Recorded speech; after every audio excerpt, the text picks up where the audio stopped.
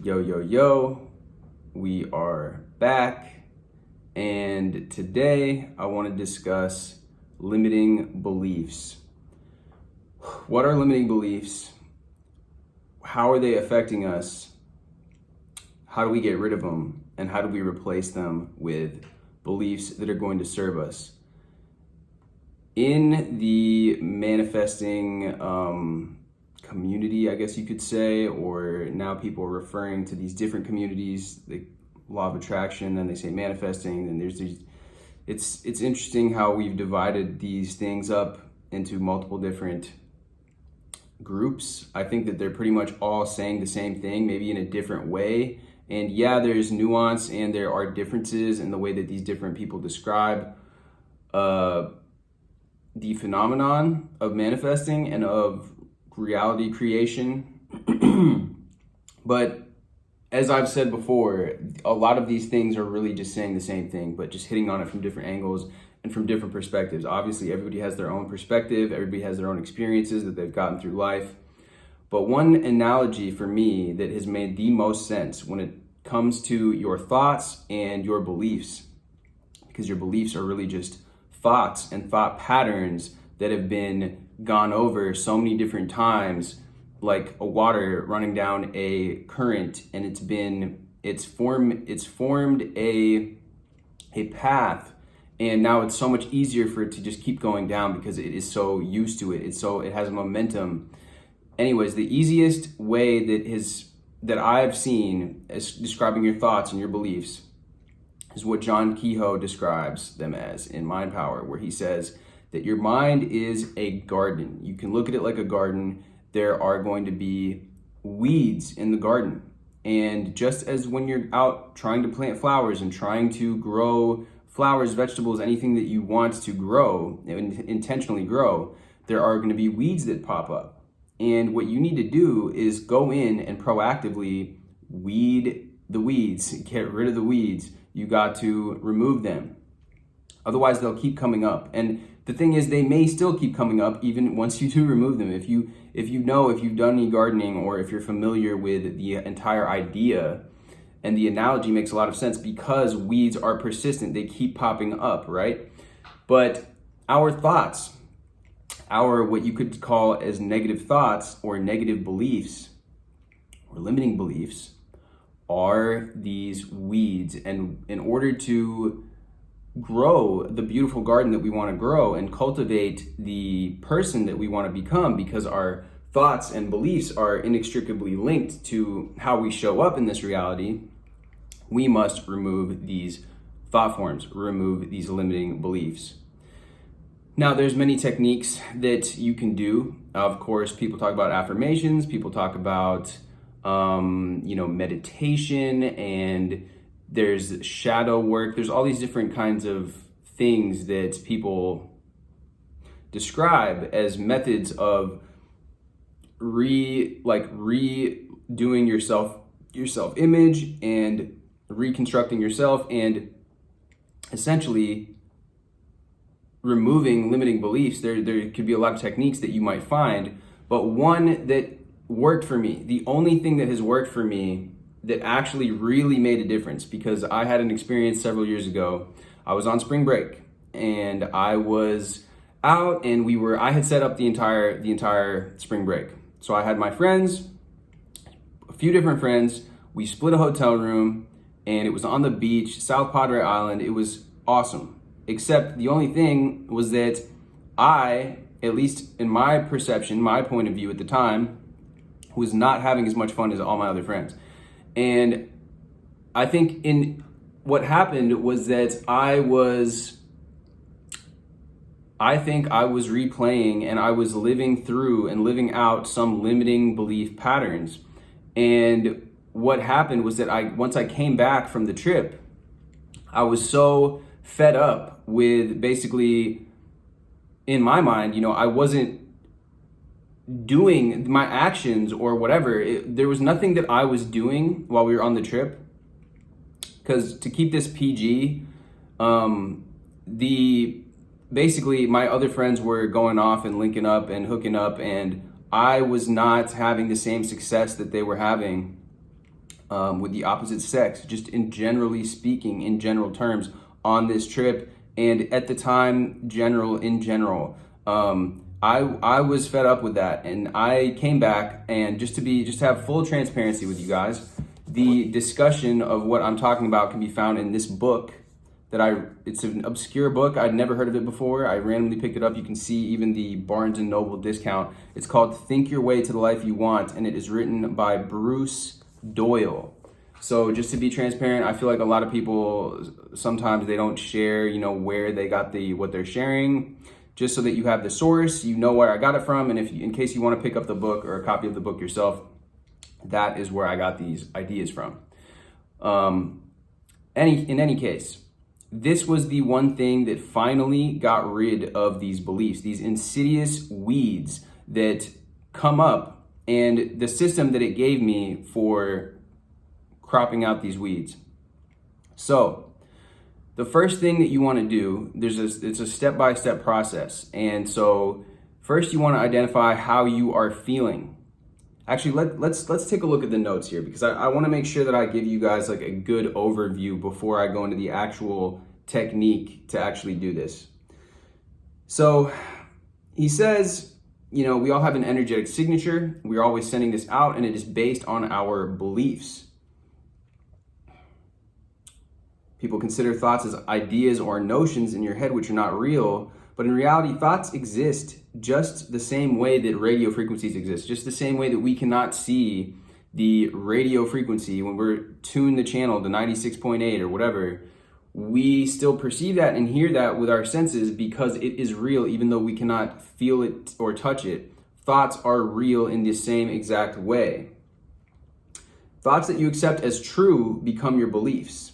Individual beliefs make up your belief system, and these existing waves of energy radiate out into the universe and accumulate similar thought forms in order to create the events, circumstances, and relationships in your life and substantiate these beliefs.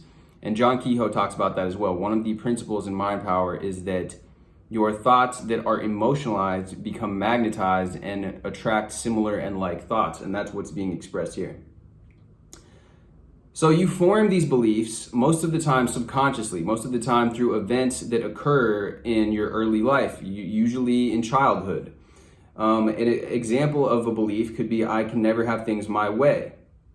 Or you could have the belief that all bosses are jerks. An example of an empowering belief might be, I'm always safe. Allowing one to live life without fear of safety, not attracting harmful situations, and seeing no threat even if one arose. So subconsciously, you could say the world is safe, I'll be taken care of, I belong, I'm okay. And Vadim Zeland talks about this in Transurfing. He says, your amalgam can be that I am safe, I am protected, the world is taking care of me. Again, these things are brought up by many different people in many different sources, and it's all reflecting generally the same types of ideas, the same kind of core truth, which is what we're trying to get to here.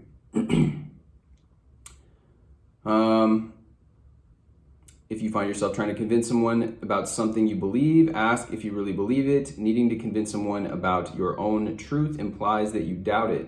If you really believe something, there is no doubt. When you have no doubt, you can stand in the face of any challenge unshaken and without emotion because you know the truth. We discussed this. Thought forms come in clusters like a clump of grapes. As you go toward the main branch, the branches get thicker and stronger until you end up at the core belief. So this establishes a basic pattern or a blueprint of the experience. Subsequent thoughts and beliefs will attach themselves to this strong root thought form, and you have to really pull these core limiting beliefs out by the roots. The strongest ones that you have are probably about your self-concept. Growing up, as we know, you've accepted these, whether you realize it or not. Now that you're an adult, you can reevaluate your decision whether you want to hold on to these beliefs or not, because a lot of them are useless now. Maybe they served a purpose at one time, but now that you are older, now that you are wiser, there is no point in carrying a lot of these beliefs into the future, they're just doing a disservice more than they actually are helping you. So if you had loving parents, he says, siblings, friends, and were constantly encouraged to try new things as you were growing up, you might have adopted the belief that I always have everything I need and I am secure, which would be another example of an empowering belief.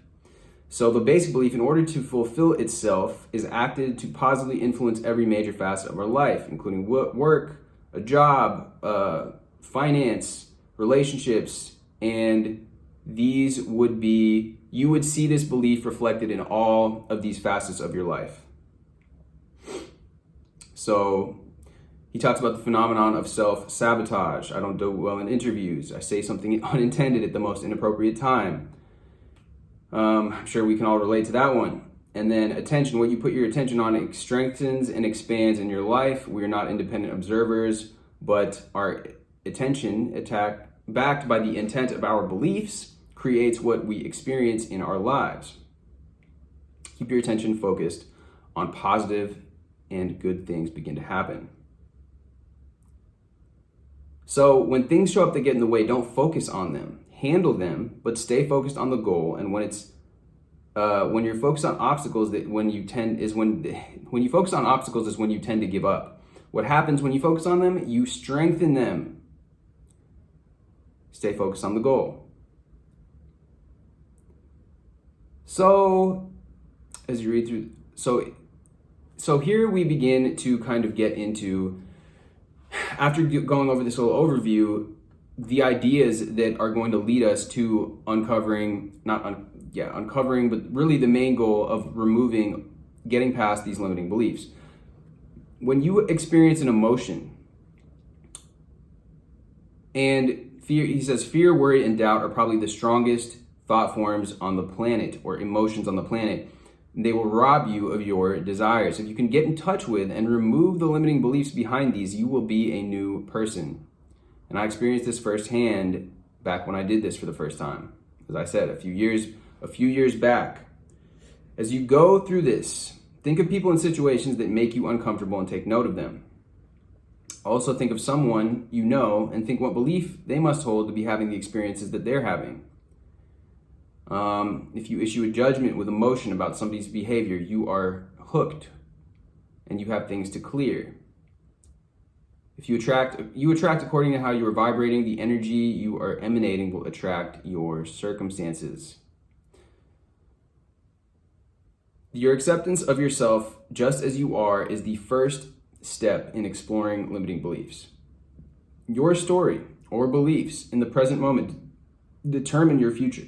If positive in this now, without limiting beliefs, you can count on your desires manifesting for you. Doubts about abilities have a canceling effect on our ability to create. No one can ever go beyond the self-image or self-concept they hold. It is impossible. Beliefs determine your experience. If you can see yourself doing it or being it, if you can't see yourself doing it or being it, forget it. On the other hand, if you can hold onto the dream and clear out all the limiting beliefs that say you can't, it is yours. And Maxwell Maltz, in his book Psycho-Cybernetics, that the entire book is about your self-image. Now people call it self-concept, whatever. Again, it's the same thing. All right, so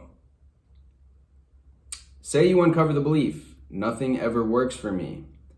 Put full attention on that and say slowly to yourself, I have the belief, nothing ever works for me, and I choose to remove it from my belief system because it limits me. You may want to create a visualization of belief energy disappearing as you verbalize its release.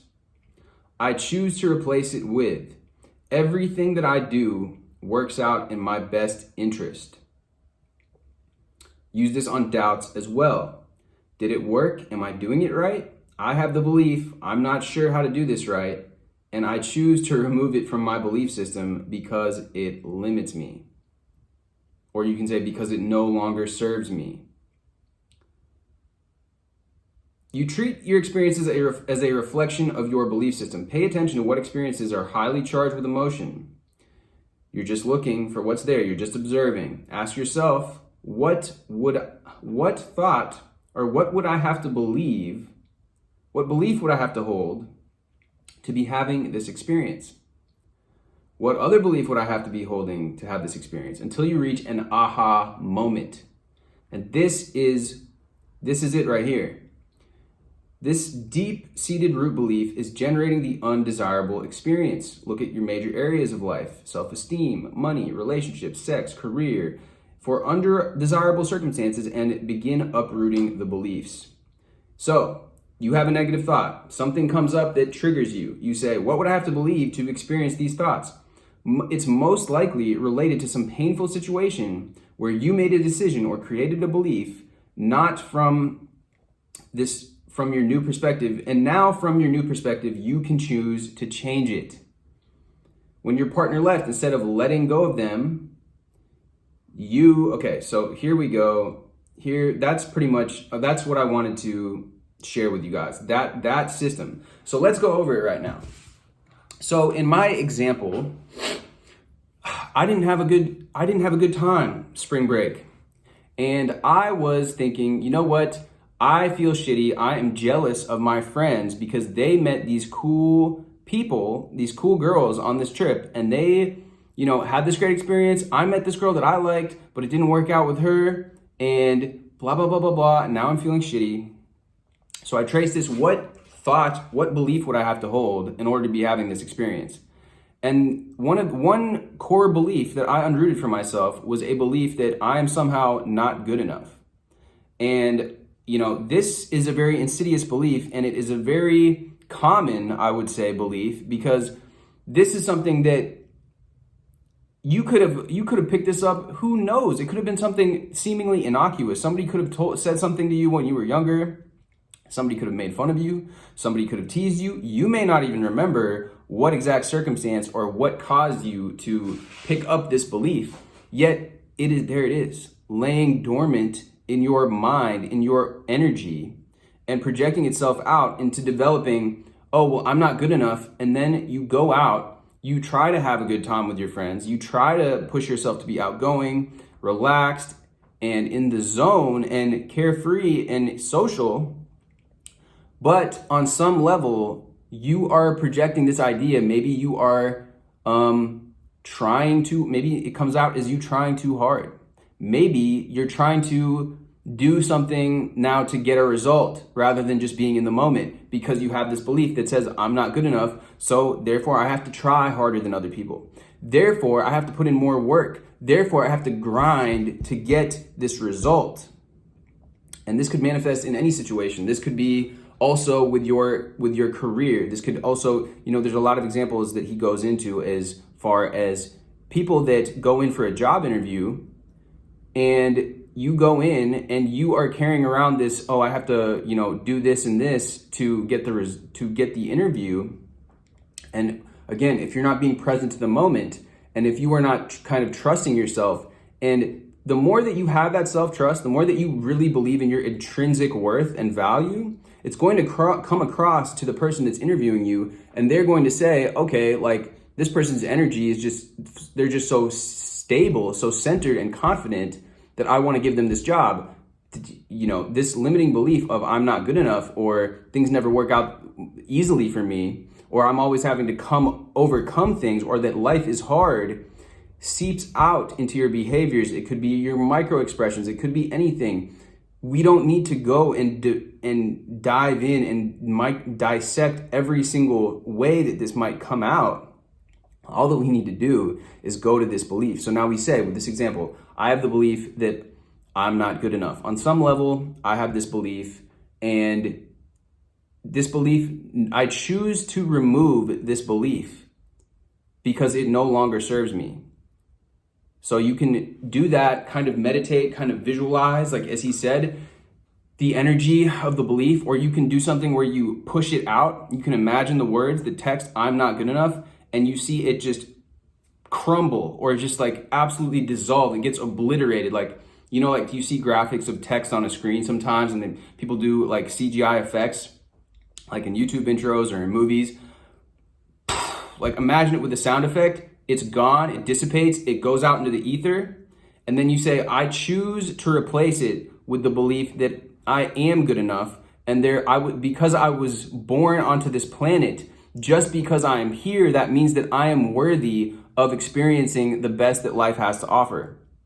So it doesn't have to be that verbose. It could be just that I choose to replace it with the belief that I am worthy of anything that I desire. I am worthy of the best.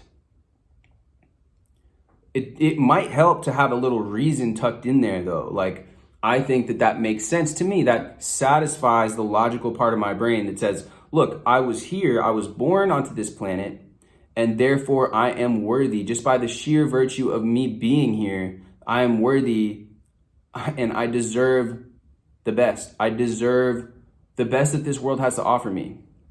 So now you imagine that. You say, because I'm here born on this planet, I deserve the best that this world has to offer just because I'm here. And you choose to replace it with this belief. And you do this for a few different beliefs. You will find that most beliefs, the most powerful beliefs, are either beliefs about ourself, our self-concept, beliefs about our relationship to others. So that could be, oh, all men are like this, or all women are like this, or it's hard for me to keep friends because of this, or I never keep good relationships or good friendships. They always go sour. And then beliefs about our environment or our reality. The world is a rough place. Life is hard. I always have to work super hard to get anything. These are examples of limiting beliefs. And then, as he says in this example, he says,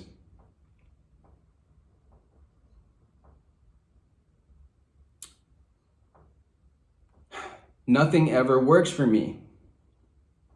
Another one is that life is hard. Life is difficult. I feel like that's a very common one. So again, you do this belief, you do this visualization exercise, you see the words dissipating and crumbling, and then you say, I choose to replace it with, life works out easily and effortlessly for me. My path in life is without struggle. I live a life free from struggle. I live an easygoing and awesome life. Instead of life is hard, life is easy. Life is abundant. Life is joyous. Life is full of opportunities that are waiting for me at every corner, around every bend and turn. There are new and amazing opportunities for me. So then you imagine this. I choose to replace it with, everything works out for my best interest. And you just meditate upon that. You just think of that. You just go down a list, write these out, and then write the new belief that you're affirming. And you can look at it, reflect on it, see it. And when I did this back after this trip, my results that I got in terms of the opposite sex, because that's in large part what I did this. I did this for bigger, just root beliefs in general as well. But in particular, my results that I got with the opposite sex absolutely skyrocketed. And that to me shows me, and we're better than I had ever gotten ever in my life before. And I would say probably better than a lot of the friends that I went on that trip with, that I was like jealous of at the time. I was experiencing jealousy because I was like, man, they're having these good interactions and, meeting and having these good connections. And I'm, for whatever reason, it wasn't happening for me at the time. And I really, looking back on it, it is very, I mean, it was kind of like magical. It was like, I did this. It was combined with, of course, I was doing sales at the time, a sales job. And so I was going out and meeting people and selling and doing what I did. So I was in a situation where I was naturally going out and building my communication skills in general. But this made like all the difference for me. It just transformed my beliefs of me not being good enough for whatever reason. It's like, good enough, like, and it's like, who, these beliefs, they're so silly, because it could have literally been some third grader or first grader, or it could have been any time in preschool. We don't know where you might have heard something, some authority figure told you that you were being bad, you were a bad boy, or you were a bad girl, and you're not able to do this right, and I can't believe you did this. It just, when you're a child, when you're young, you're so impressionable, and these people that have either your peers at school or the teachers or whoever, you look at life and you're so much smaller than everybody else. You're like, they said this must be like the word. This is like the word. You take it like it's like the word of God. Like, this is like the finality of it is it's so impactful on you, and because you're so impressionable, and everything looks so, your parents, your teachers, everybody that's, they're so much bigger than you. They tell you something, you say, wow, this must be the truth. And it is not the truth. As we know now, we're grown up, we've grown. Most of us watching this probably are at least, above the age of like 12 or 13 or 14, or our teenage years. And even at that time, we are much more, we realize that adults can be fallible, that they're not these infallible godlike beings, which we don't realize when we are such young children. We think of them as being like, this must be true. Like, this huge person told me this, and they are so much more experienced, and they have this infinite wisdom that I don't possess. It's like your viewpoint is just so different that now we can reclaim these decisions. We don't have to continue with the same cycle of these thoughts that are not helping us at all. So, yeah. I'm going into this, if I'm like ranting at this point, it's because I really believe that this is important to do. Your beliefs, as we've gone over today, they really inform the results that you get in your reality, And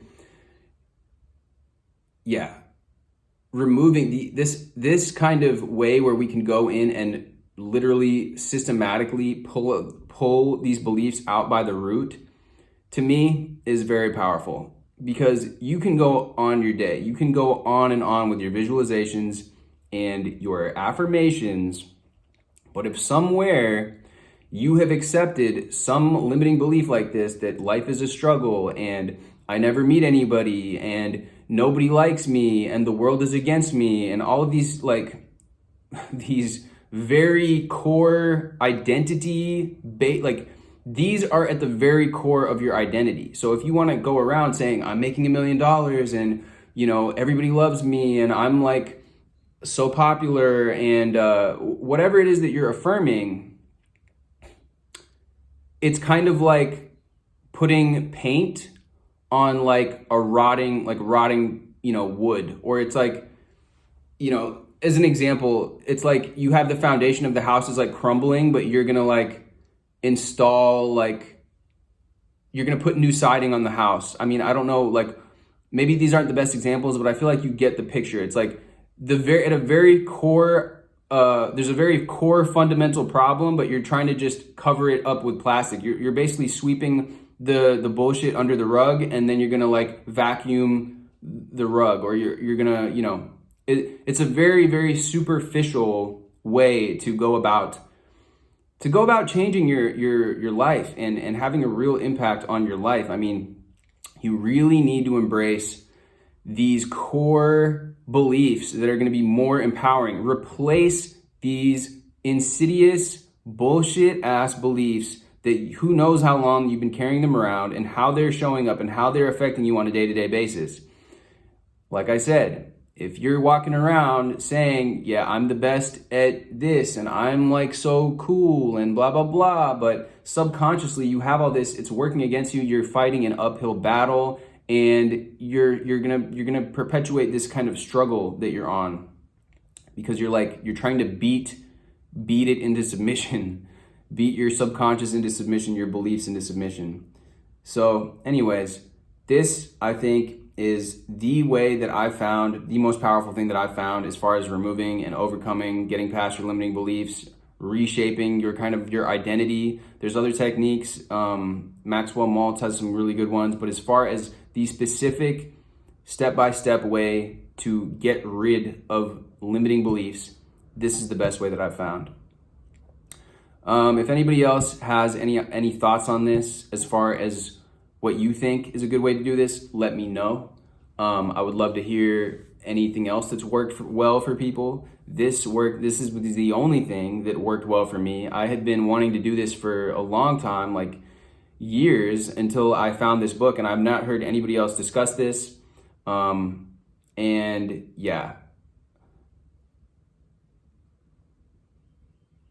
this exercise, it doesn't have to take too long. You can just, what I would recommend is writing down the beliefs as you have these emotions, as you have these things that trigger you. What thought would I must hold in order for me to have this? Get to that root, uncovering that root belief, do the visualization exercise, and then firmly imprint that new belief. And then have that, refer back to it over the next days and weeks to come. And I promise, I mean, that's what worked for me. So if it worked for me, it should work for you. And yeah, I want you guys to, get past whatever's been limiting you. And I think this is the way to do it. With that being said, thank you guys for watching. If you like this or if you found it helpful, please drop a like. And if it's the first time watching the channel, subscribe. It would really help me out with the algorithm. You don't have to, but it would help me out. And yeah, hopefully this helps. And I will see you guys next time. And let me know if there's any other topics that you want me to discuss. I have a couple more that I'm going to, but it's always good to hear what people are interested in. It lets me know what I can do, and sometimes it gives me new ideas and a fresh perspective on things. Anyways, guys, thanks for watching. I will see you next time.